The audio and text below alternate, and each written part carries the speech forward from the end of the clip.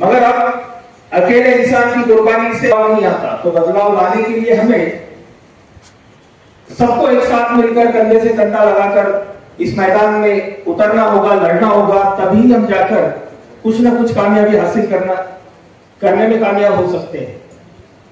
तो सबसे पहले मैं आप तमाम हजरात जो यहाँ पर उपस्थित है, इन सब के जानिब से बनेगा पठान साहब इनके इस बेशकीमती नियोजन और आयोजन के लिए उनका मैं शुक्रिया अदा करना चाहता हूं। और जनाब बनेगा पठान साहब, इनकी तरफ से आप सभी उपस्थित लोगों का मैं शब्द समूहों से स्वागत करूंगा ही, लेकिन एक रीत होती है, पद्धत होती है, जहां पर कहीं पे भी कल्चरल प्रोग्राम ऑर्गेनाइज किया जाता है, वहां पर कुछ लोगों का सत्कार करना हमें लाजिम हो जाता है। तमाम हजरात का है, तो आप सब यहाँ पर आए हैं, आप बहुत कीमती है हमारे लिए। और प्रोग्राम के आयोजन के पीछे की मैं थोड़ी सी एक शिक्षित बनो, संगठित रहो और संघर्ष करो, ये नारा किसका था, कोई बता सकता है कि ये नारा किसने दिया था? डॉक्टर बाबा साहब अम्बेडकर, हम सभी जानते हैं। लेकिन इस नारे की शुरुआत कहां से हुई थी, ये किसी को पता है? ये नारा वाकई में सबसे पहले ये मैसेज किसने दिया था? असल में ये मैसेज हमारे प्यारे रसूल आप सल्लल्लाहु अलैहि वसल्लम ने दिया था। और आप सल्लल्लाहु अलैहि वसल्लम की पूरी जिंदगी को डॉक्टर बाबा साहब अम्बेडकर से ज्यादा किसी भी शख्स ने नहीं पढ़ा। और डॉक्टर बाबा साहब अम्बेडकर के इतना विद्वान शख्स मैं नहीं मानता कि इस रोए जमीन पर गया वक्त तक गया है। इतना वो शख्स अपने आप में एक विद्वत्ता पूर्ण और महान थे। तो आज इस प्रोग्राम के पीछे की कंसेप्ट है शिक्षित बनो, संगठित रहो और संघर्ष करो। परिवर्तन हाथ संकल्प, परिवर्तन मीन्स बदलाव। तो आज हम भले ही संख्या में यहाँ पर कम होंगे, लिमिटेड है, लेकिन ये जुगनू की चमक है, एक दिन रोशन होते होते सूरज को भी चैलेंज करेंगे। और मैं चाहता हूं कि यहां से हम जब निकले आज इस प्रोग्राम के एंड के बाद, तो कहीं ना कहीं हमारे अंदर समाज को लेकर कुछ फिक्रें जरूर होगी। तो ऐसे मौजू पे हम बात करने से पहले मैं सिर्फ अल्लाह ताला का शुक्रगुजार हूं, और जनाब बनेगा पठान साहब, इनका भी मैं शुक्रगुजार हूं कि मुझ जैसे नाचीज को उन्होंने यहाँ पर कुछ बोलने के काबिल समझा। बस मैं अपनी बात को शुरुआत करूंगा। जिंदगी दी है तो जीने का हुनर भी देना, जिंदगी दी है तो जीने का हुनर भी देना, पाव बख्शे है तो तौफीक के सफर भी देना, पाव बख्शे है तो तौफीक के सफर भी देना। गोयाई तूने दी है मौला कि मैं गूंगा था, गोयाई तूने दी है मौला कि मैं गूंगा था, अब जब बोलूंगा तो बातों में असर भी देना। तो बस आप लोगों का मैं ज्यादा वक्त नहीं लूंगा। यहाँ पर प्रोग्राम की बहुजन समाज और खास तौर पे हमारा मुस्लिम समाज सामाजिक, राजकीय, शैक्षणिक हर जगह पर काफी पिछड़ा हुआ है। तो इन फिक्रों को लेकर जनाब बनेगा पठान साहब ने आज ये आयोजन किया है। तो इसके बारे में आप लोगों को हमारे प्रमुख वक्ता और अतिथिगण काफी जानकारी जरूर देंगे। बस हमें उनके पीछे के कारणों का पता यहाँ पर पता चलेगा कि हम किस वजह से हम लोग पीछे रह गए। बस मैं अपनी बात को कंटिन्यू करते हुए चंद लाइनें पेश करूंगा और बाद में फिर प्रोग्राम को शुरुआत हो जाएगी, क्योंकि हर एक का वक्त कीमती है। बस मैं इतना ही बोलूंगा कि हमने जो तालीम की रस्सी तोड़ दी है, मैशर अफरीदी का एक शेर है कि पहले तालीम से तुम तोड़ दिए जाओगे, पहले तालीम से तुम तोड़ दिए जाओगे, फिर किसी जुर्म से जोड़ दिए जाओगे, पहले तालीम से तुम तोड़ दिए जाओगे, फिर किसी जुर्म से जोड़ दिए जाओगे। हाथों से हाथों की जंजीर बनाकर निकलो, वरना धागे की तरह तोड़ दिए जाओगे, वरना धागों की तरह तोड़ दिए जाओगे। और हम ये सिलसिला हमारे देश में पिछले 10 सालों से ज्यादा ही तौर पर देख रहे हैं। हमें किसी सरकार की मुखालफत नहीं करनी है, मगर जो गलत है उसको गलत बोलना है, और ये गलत बोलने का काम बनेगा पठान साहब की ताकत ने मुझे दिया है। मैं तो बिल्कुल अदना था, जीरो था, इन चीजों से मैं दूर भागता था, मगर पठान साहब ने काफी कुछ मेहनत सबसे पहले मुझ पर की। आप लोगों से मुलाकातें की होंगी, वो तो बात की चीजें है, लेकिन सबसे पहले मुलाकात मुझसे की थी और मुझ पर ज्यादा मेहनत की है। नहीं तो मैं निगेटिव इंसान था, गटर को गटर बोल के बाजू हो गए, उसको सफाई का हमने कभी ख्याल नहीं किया था। मगर पठान साहब ने बोले कि आप जैसे नौजवान अगर पीछे रह गए तो फिर कौम का फिक्रे करके फायदा नहीं है, क्योंकि ग्राउंड पे उतरना पड़ेगा।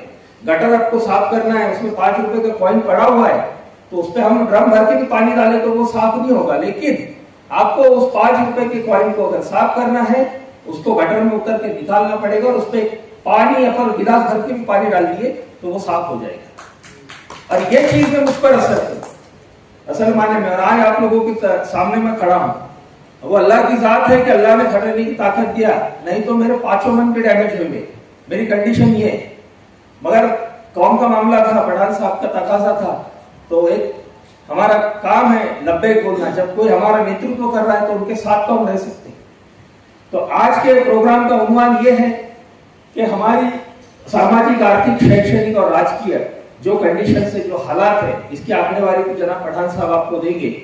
उससे पहले मैं पठान साहब से इल्तिजा करता हूं कि वो मंच पर आ जाए, और हमारे जो आदरणीय अतिथिगण है प्रभाकर पारदे साहब, नहीं सामने हो, आपका ज्यादा वक्त बर्बाद नहीं होगा। मैं हमारे अगले जो स्पोक पर्सन है एडवोकेट काजी साहब, इनको मंच पे बुलाने से पहले सिर्फ आप लोगों से एक अपील करूंगा, आप तमाम हजरात काफी टीचर मैं देखता हूं कि ये जरूरत समझ लो, बिन पढ़े अब गुजारा नहीं है, वक्त की ये जरूरत समझ लो, बिन पढ़े अब गुजारा नहीं है, ना कोई रहनुमा ना हुकूमत, कोई भी अब तुम्हारा नहीं है। अब मैं यहाँ पर आए और मुस्लिम समाज के राजनीतिक नेतृत्व, राजनीतिक स्थिति और राजनीतिक भविष्य पे अपनी बात रखे एडवोकेट का। सुप्रीम कोर्ट में क्यों जा रहे हैं? तो ये सारी बातें बताने के लिए ये जो है तो इसको कोई जवाबदार नहीं है। ये जो है तो सारी बातें अभी वकील साहब मैं ऐसे जो तो रोज मोबाइल पे तो ऐसे पागल लोग जो है, हम अभी जो है तो एक जगह आने वाले हैं, और इतने लोग आ जाना वकील साहब, इतने लोग आना, वो भी काहे के लिए, यहाँ पे दावत नहीं है, कोई जो है तो नाम कलिया नहीं है, कोई मांडा नहीं है, कोई पैसे नहीं है, लेकिन एक सोच रखकर कि हमने जाना चाहिए। तुम्हारी सोच है कि जो बरेखा पठान सोच रहा है वो होना चाहिए। ये सोच लेकर तुम यहाँ आए, इसीलिए मैंने आपको फूल देके तुम्हारा स्वागत किया। क्या इतने लोग, और उसके साथ ही कौम की फिक्रों को लेकर आए हैं, तो हमारा काम भी बनता है कि आयोजन समिति आपका इस्तेमाल करे। तो मैं जनाब पठान साहब और पारदे साहब को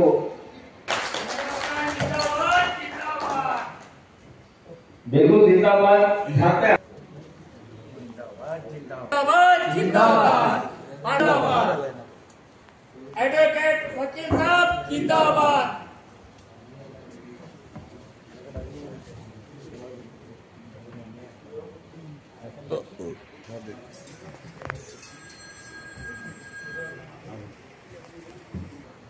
फुल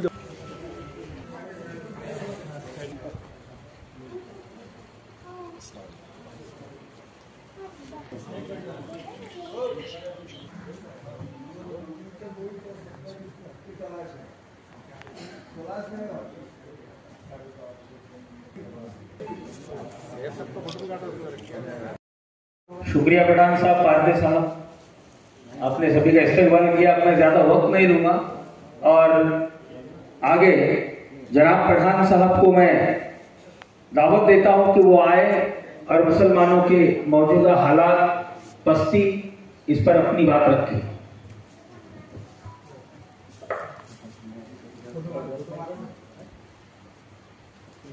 अस्सलाम वालेकुम। आज यहाँ पर हमारा सबका इकट्ठा होने की वजह यह है कि कुछ हमारे ऐसे जो है तो वसी और वकील साहब की हमारी तो कोई मुलाकात नहीं थी, उसे मारदे साहब की हमारी तो है जो बहुत पुरानी जो है तो मुलाकात है। हमारे मास्टर साहब जो है प्राध्यापक, उनकी और मेरी जो है अभी 4 दिन पहले जो है तो उसकी तो हमारी रिश्तेदारी है पुरानी, लेकिन ये सिलसिले में 4 दिन पहले मेरी और उनकी जो है तो मुलाकात हुई। और मुलाकात होने के बाद थोड़े उनके और मेरे ख्यालात जो है तो मिलते जुलते लगे। फिर मैं बार 2-3 बार जो है तो उनका एक जो है तो वहाँ पर एक अभ्यासिका चलती है, वो चलाते हैं, वहाँ पर मैं बार जाने लगा। मुझे ऐसा लगा कि ये शख्स जो है हमको कुछ तो भी एक जो हम काम कर रहे थे जो है तो उम्मीद लेके चल रहे हैं, उसमें जो है तो हमको एक अच्छी तरीके से मदद कर सकते हैं। तो उनके अंदर जो नैराश्य था, नेगेटिव, वो बोलते थे अपनों को सियासत से बहुत दूर रहना, मैं सियासत नहीं करना चाहता। तो मैंने उनको जो है तो सियासत के बारे में 2-3 बातें बताई। तो आप सियासत क्यों नहीं करना चाहते? उन्होंने बताया कि सियासत जो है तो अच्छे लोगों का काम नहीं। फिर मैं बोला ये किसका काम है? तो ये नहीं बोले बुढ़े बदमाशों का काम है, ये हमारे जैसे अच्छे और लायक लोगों का काम नहीं। तो मैं बोला यही जो सोच है, जो लोगों ने अपने आप को अच्छा समझा, जो लोगों ने अपने आप को शरीफ समझा, जो लोगों ने अपने आप को पढ़ा लिखा समझा, जो लोगों ने जो है तो अपने आप को जो है एक अच्छा भला इंसान समझकर जो घरों में बैठ गए कि मैं बहुत बड़ा भला आदमी हूं, मुझे कोई लेना देना नहीं है, मैं 5 वक्त की नमाज पढ़ता हूं, मैं ड्यूटी पे जाता हूं, मेरे बच्चे इंग्लिश से पढ़ रहे हैं, वो रोज सवेरे शाम जो है तो अच्छा खा रहे हैं, अच्छा पी रहे हैं, मेरा एक घर है, 4-5 मेरे प्लाट है, मेरी जो है तो दुकान है, मेरी बच्ची जो है अच्छे घर में दी गई है, उसका भी परिवार अच्छा चल रहा है, और अब मुझे कोई जरूरत नहीं है, इसीलिए मुझे ये फजूल धंधे में नहीं जाना। ऐसी जिन लोगों ने एक अच्छे इंसान कहकर जो घरों में बैठे हैं, मैं तो सबसे पहले उनको दोष दूंगा। तो ये जो जितना माहौल बना है, मुसलमान जितने तकलीफ में है, मुसलमानों को जो परेशानियां झेलना पड़ रही है, मुसलमान समाज जो है तो हमारा सारी चीजों से आज मुसीबतों में जो है तो जाले की तरह अटक गया है। इसकी वजह है लिखे पढ़े लोग, समझदार लोग और जो है तो जो तालीम याफ्ता लोग, ये इसके जिम्मेदार है, बाकी कोई जो है तो इसका जिम्मेदार नहीं है। वही दूसरी बात क्या आप बोलते कि गुंडे मवाली का काम है, सियासत करना गुंडे मवाली का और बदमाशों का काम है। मैं आपको ये कहता हूँ कि जिन गुंडे मवाली को आप वोट मारते हैं, जो गुंडे बदमाशों को तुम वोट मारते हैं, जो उसको बैठ करते हैं, डॉक्टर बाबा साहब अम्बेडकर ने तुमको जो वोट का अधिकार दिया है, तो ये वोट जो है तो वो ताकत है, इसको सूझबूझ कर जो है तो मारना देना चाहिए। इसको जो है तो इसके लिए कोई बयाला बताया, जैसे कि बीमारी होती है क्या, वो बीमारी में जैसा हम बोलते हैं मराठी में पथ्य, और जो है तो बयाला हम हिंदी में कहते हैं कि बयाली चीजें मत खाना। कोई बीमारी है तो उसको जो है तो डॉक्टर बयाला देता है, बयाला बताता है, पथ्य बताता है।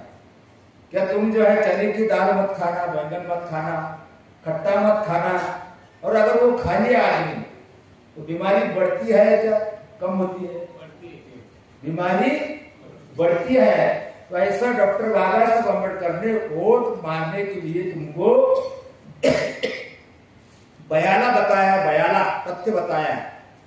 क्या तुम नशेखोर को वोट मत मारो, अनपढ़ को वोट मत मारो, लालूच में आके वोट मत मारो, नशा कर वोट मत मारो, जात के ऊपर वोट मत मारो, धर्म के ऊपर वोट मत मारो, डर कर किसी के वोट मत मारो, ये सारी चीजें आपको जो है तो बयाना बताई गई है, पथ बताया गया है। और अगर तुम पालेंगे नहीं तो तुम्हारी बीमारी बढ़ते बढ़ते जाएगी। अभी आज तक वोट किसको दिया लोगों ने? लालच में वोट दिया, पैसा लिया, 500 रुपए 1000 रुपए वोट दे दिया। कोई जो शराब पीता है उन्हें शराब पी लिया, उसको वोट दे दिया। किसी को जो है कि अपने वाला है, जात का है, इसलिए उसको वोट दे दिया। कोई जो है तो अपने धर्म का है, अपने मजहब का है, उसको वोट दे दिया। कोई किसी से डर के मारे वोट दे दिया, कोई किसी से जो है लालच के मारे वोट दे दिया। और इसीलिए जो है तो हमारी जमहूरी जो बीमारी है, जो हमारे हालात हो चुके हैं, वो हमने खुद ने किया है। अब इसका इलाज कोई जो है राहुल गांधी नहीं करने वाला है, कोई शरद पवार नहीं करने वाला है, कोई जो है तो यहाँ का जो है अभी ये जो अखिलेश यादव नहीं करने वाला है, लालू यादव नहीं करने वाला है, ममता बनर्जी नहीं करने वाली है। हमारी ये जो बीमारी हो चुकी है मुसलमान समाज को, मुस्लिमों को, तो ये बीमारी का इलाज तुमको शोधना है, इसकी वैक्सीन तुमको शोधना है, इसका संशोधन तुमको करना है। कोई जो है तुम्हारे दुश्मन को तुमको जो है तो टकराव करना है। तुम्हारा दुश्मन शरद पवार नहीं लड़ेगा उसके साथ, तुम्हारे दुश्मन के साथ जो है तो राहुल गांधी नहीं लड़ेगा, तुम्हारे दुश्मन के साथ अखिलेश यादव नहीं लड़ेगा, तुम्हारे दुश्मन के साथ लालू यादव नहीं लड़ेगा। तुम्हारे दुश्मन के साथ तुमको लड़ना होगा। और तुम्हारे दुश्मन के क्या क्या हथियार है, क्या क्या शस्त्र है, क्या क्या पहलू है, वो भी आपको जानना पड़ेगा, तब जाकर कहीं तुम ये लड़ाई जीत सकते हो। हर कोई मैं स्टेज का आया हूं, ये स्टेज पर मैंने जो है तो लोगों को बताना होगा। अपने दिमाग में का जो नकारात्मक विचार है, जो नैराश्य है, जो तो आपको जो है सवालिया निशान आप लगाते रहते हैं, वो ना लगाए। और ये पूरी तरीके से ये कहे कि हमको ये काम करना है। इतने आदमी ने सिर्फ रोज एक आदमी जोड़ना है, कितना? सिर्फ एक आदमी जोड़ना है। आने वाले महीने में जब 5 तारीख को, 5 अभी सितंबर को, फिर हम एक सेमिनार लेंगे। अगर हॉल खाली रहा तो, नहीं तो उसके आगे पीछे जब भी जो है तो जो भी तारीख खाली रहेगी, हमारे वकील साहब हैं और बहुत से जो है तो लोग जो परभनी के हैं, बहुत से उस्मानाबाद के भी लोग हैं, गुना के हैं, जालौर के हैं। ये सभी जिलों में जाकर हम जो है तो मेहनत करने वाले हैं।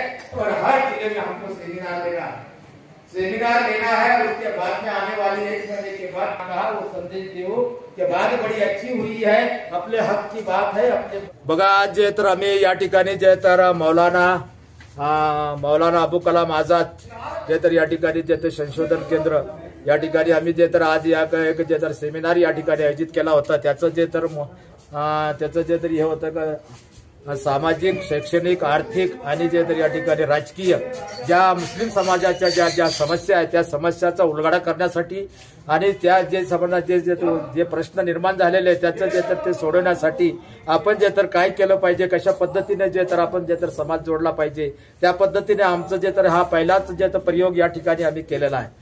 आणि त्यातल्या त्यात पुढे असं आहे का या ठिकाणी आम्हाला जे आता असं कळालं आता का गेल्या जे तर लोकसभेच्या निवडणुका झाल्यानंतर त्यामध्ये जे तर एकूण 48 जे तर या ठिकाणी जागा होत्या लोकसभेच्या, परंतु त्यामध्ये जे तर एकही मुस्लिम समाजाला जे तर तिकीट देण्यात कोणत्याही पक्षाला जे तर दिलं नाही।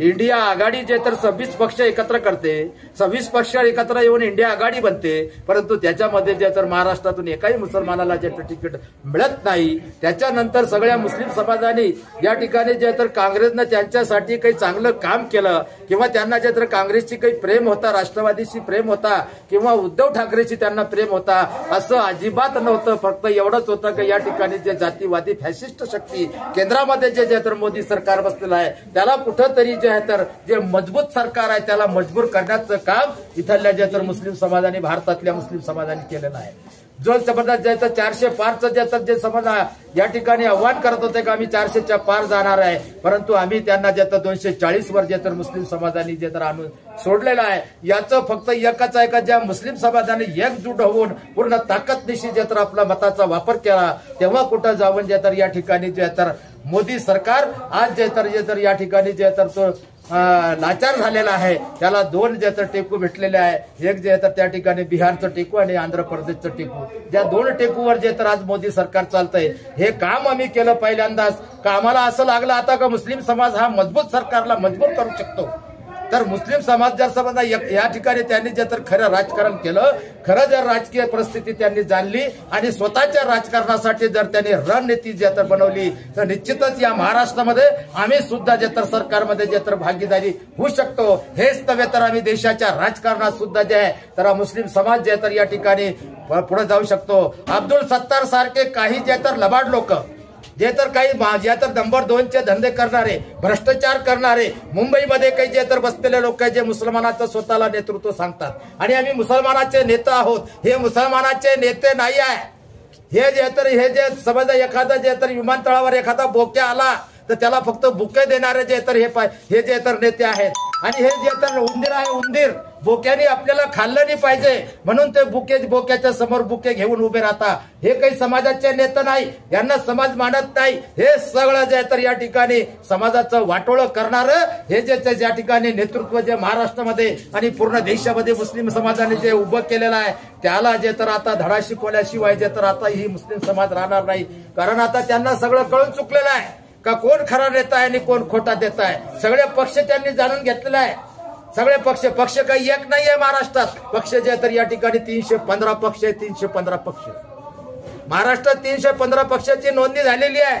तुम्हाला जे तर या ठिकाणी केंद्रामध्ये निवडणूक आयोगाला जर तुम्ही जे तर मागितलं माहिती का पक्ष किती आहे तर 1800 पक्ष आहे. वेगळे वेगळे एका जिल्ह्याचा जे तर नेता आहे, एका एरियाचा जे तर नेता आहे. परंतु मुस्लिम समाजाचे जे तर या ठिकाणी 12.5 ते 15% मतदान आहे. भारतामध्ये त्याचा एकही नेता का नाही आहे. कारण मुस्लिम समाजाचा नेता जेव्हा समोर येतो तर मुस्लिम समाजाची पार्टी जेव्हा पक्ष समोर येतो तेव्हा त्याला जे तर काँग्रेसची बी टीम बोलल्या जातं, भाजपची बी टीम बोलल्या जातं. याला जे तर भाजपचे जे तर मतदान करणारे बोलल्या जातात, भाजपला मदत करणारे बोलल्या जातात. 1800 पक्ष जे तर केंद्रात तयार आहे. कोणी कोणाचं मत वाटत नाही, कोणी कोणाची भीम टीम नाही. महाराष्ट्रात 315 पक्ष आहे. कोणता पक्ष कोणाची जे तर बी टीम नाही. फक्त मुस्लिमाचा पक्ष आणि मुस्लिमाचा नेता या ठिकाणी जर तयार झाला तर त्याला जे तर बदनाम करण्याचं काम इथला मीडिया सुद्धा करतो. इथला जे तर या ठिकाणी राजकीय लोक सुद्धा करतात आणि उठसूट ते दाखवतात का हे कशाला आले, हे कशाला उभे राहिले, हे कशाला. जर आम्ही मत देतो, बाबासाहेबांनी आम्हाला मताचा अधिकार दिलेला आहे. ज्याला मताचा अधिकार आहे, ज्याचं मतदार यादीमध्ये नाव आहे त्याला उमेदवार होण्याचा पूर्णपणे अधिकार आहे. का विचारलं जातं आम्हाला का तुम्ही का उभे राहता? काय विचारलं जातं आम्हाला प्रश्न का तुम्ही का उभे राहिले? कारण आम्ही जे इथले नागरिक नाही, आम्ही इथले मतदार नाही आहे. हे जे ते भामटे लोक जे ते पक्षाचे जे तर बगल बच्चे बनलेले आहे, राष्ट्रवादीचे बगल बच्चे, काँग्रेसचे बगल बच्चे, उद्धवचे बगल बच्चे, शिंदेचे बगल बच्चे. मग हे काय जे तर हेच पुढारी आहे का समाजाचे? हेच नेते आहे का? हेच निवडून येऊ शकता का? आम्हाला या लोकांना जे तर या ठिकाणी असं जे तर आमचं अस्तित्व आम्हाला निर्माण करायचं आहे. आमची ओळख आम्हाला निर्माण करायची आहे. आमचा सुद्धा पक्ष पाहिजे, आमचा सुद्धा नेता पाहिजे, आमचा सुद्धा झेंडा पाहिजे आणि आमचा हातात दांडा सुद्धा पाहिजे. ज्याला आमच्या मताची गरज आहे ते आमचं तिकीट घेईल आणि निवडणुकीत उभं राहील. आम्ही जे तर दुसऱ्याच्या तिकिटावर कोणाला जे तर मतदान करणार नाही. आता सगळा समाज या ठिकाणी जागरा झालेला आहे. आम्हाला सुद्धा आता जरांगे साहेबांनी जे तर दिशा दाखवली मुसलमानाला. मराठा भाऊ आमचा ज्याचा जागा होत आहे, मराठा भाऊ एकत्र येतोय, मराठा भाऊ ज्याचा स्वतःचा एक नेता निर्माण करतोय. हजारो नेते झाले महाराष्ट्राचे, सगळ्याला जे तर लोकांनी सोडून दिलं. फक्त एक जे तर जरांगे साहेबाला नेता मानून सगळा मराठा समाज त्यांना जे तर मानतो. कारण ती हक्काची लढाई लढतायत, ती अधिकाराची लढाई लढतायत, हे अन्यायाच्या विरोधात लढाई लढतायत. आणि म्हणून आम्ही सुद्धा आता ज्या मराठाच्या जे तर आंदोलनाच्या पावलावर पाऊल टाकून एक मुस्लिमाचं एक मोठं जे तर एक आंदोलन उभं करणार आहे. ते राजकीय असेल, ते शैक्षणिक असेल, ते आर्थिक असेल, या सगळ्या जे तर सगळ्या बाबीवर एक मुस्लिम समाजाची जे तर ओळख आम्ही या महाराष्ट्रामध्ये या 2 महिन्यामध्ये करणार आहोत. या निमित्ताने एखादं फेडरेशन वगैरे स्थापन करणार? फेडरेशन आता जे तर आम्ही जे तर आज पहिल्यांदाच या ठिकाणी अशा प्रकारचा एक कार्यक्रम मी आयुष्यामध्ये 30 वर्षामध्ये जे तर मी राजकारण करतो, परंतु औरंगाबाद सारख्या शहरामध्ये अजिबात मी आजपर्यंत एक कार्यक्रम घेतला नव्हता. ही माझी पहिली जे तर या ठिकाणी जे तर ही जे तर सेमिनार मी ठेवलेला आहे. मी पूर्ण जिल्ह्याचा फेरफटका मारला. त्या पुऱ्या जिल्ह्यातून जे तर या ठिकाणी जे तर जेवढे लोक आले म्हणजे एवढे लोक आम्ही महाराष्ट्रात परिवर्तन घडवून आणू शकतो. एक बाबासाहेब आंबेडकर पुरा भारत बदलू शकतो तर एक बनेखा पठाण महाराष्ट्र सुद्धा बदलू शकतो. अशी पद्धतची माझी सकारात्मक भूमिका आहे. एवढंच या ठिकाणी बोलतो. आणि तुम्ही भाषणामध्ये आता सांगितलं की अब्दुल सत्तार यांनी 40% सिल्लोडचे लोक मुस्लिम समाज हा व्यसनधीन केला. तर काय म्हणजे तुमच्याकडे काय असा डाटा आहे? आमच्याकडे डाटा आहे. तुम्ही जे तर या ठिकाणी जे तर पोलिसांकडे जे गोपनीय खातं आहे त्यांनी जे तर गोपनीयता खात्यानं जे तर त्या ठिकाणी एक रजिस्टर घ्यायचं.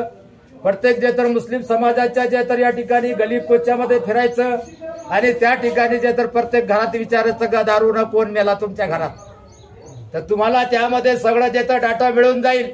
जसं तुम्ही डाटा सगळ्याचा बैलाचा डाटा घेता, बकरीचा डाटा घेता, याचा डाटा घेता, त्याचा डाटा घेता, अब्दुल सत्तारचा सुद्धा तुम्ही डाटा घ्या. तुम्ही जर त्या ठिकाणी आले तर मी तुमच्या बरोबर घरात येईल आणि तुम्हाला सांगेल या घरातून लुकमान मेला, या घरातून इब्राहिम मेला, या घरातून हे मेला, असं जे तर तुम्हाला नावासहित मी तुम्हाला डाटा देईन.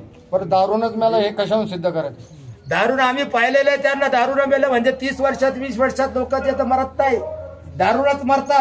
आमच्या हे तर हे अब्दुल सत्तारनं मुसलमान समाजाचे मुलं जे तर मारले, परंतु दलित समाज बौद्ध समाजातले कार्यकर्ता सुद्धा अब्दुल सत्तारनं झेंडे घ्यायला कार्यकर्ता ठेवला नाही. त्यांनाही दारू पाजू सगळे कार्यकर्ते मारून टाकले. एक शेवटचा प्रश्न, तर तुम्ही या माध्यमातून काही निवडणुका लढवणार का आगामी विधानसभेच्या? मी आतापर्यंत जे तर 4 वेळेस निवडणुका लढलो. मी 18 निवडणुका आजपर्यंत लढलो. ज्याच्या विरोधात कोणी उभं राहत नाही त्याच्या विरोधात बनेखा पठाण उभा राहतो. आणि म्हणून अब्दुल सत्तारच्या विरोधात कोणी बोलत नाही, त्याच्या विरोधात फक्त एकटा बनेखा पठाण बोलतो. त्याचं कारण आहे अब्दुल सत्तारला आम्ही घडवलेलं आहे. अब्दुल सत्तारला पहिला नगराध्यक्ष आम्ही केलेला आहे.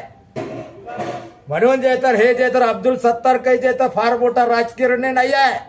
फक्त जेवढे जगात वाईट काम आहे, जेवढे वाईट काम आहे तेवढे वाईट काम करून तो निवडणूक जिंकतो. त्याला माझं आव्हान आहे. जर खरोखर त्याला लोकशाहीची निवडणूक लढायची असेल तर मी फॉर्म भरतो, त्याने फॉर्म भराव. मी बी जमातमध्ये चालला जातो, तो बी माझ्या बरोबर जमातमध्ये आला पाहिजे. आणि बघू द्या लोक जे तर कोणाला निवडून देते. आपलं नाव सर? माझं नाव बनेखा नूरखा पठाण, माजी नगराध्यक्ष सिल्लोड. थँक्यू.